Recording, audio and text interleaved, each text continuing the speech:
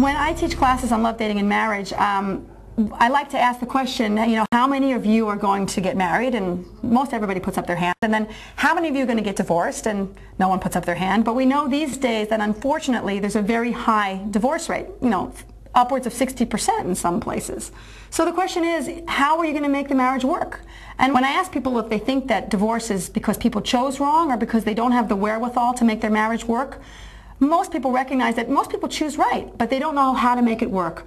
I think one of the biggest mistakes that people make in marriage is that they're bringing a all me to the table. They look at it as a game, as a gotta keep score. I'm taking out the garbage and changing the diapers, and I made dinner tonight. Now what are you doing for me?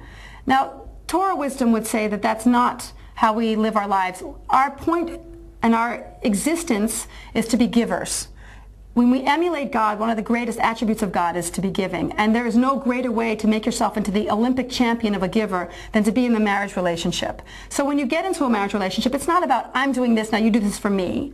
It's about, what does my spouse need? How am I best able to help him or her? And how can I best facilitate our relationship?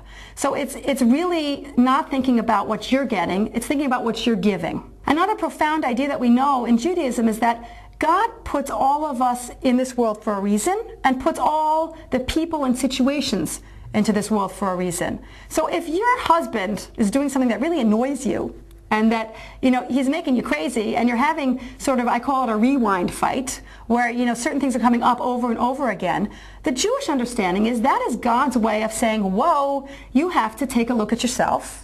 And your husband has to take a look at himself and figure out, wow, something needs fixing. We're put in this world to perfect ourselves.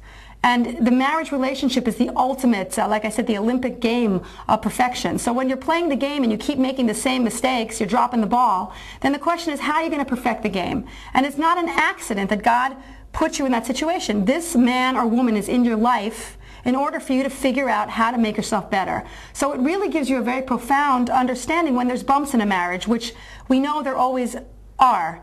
Marriage is very tough. It's not something that goes smooth sailing. We're very scripted in Western society to believe that you live happily ever after. Well, it's not like that.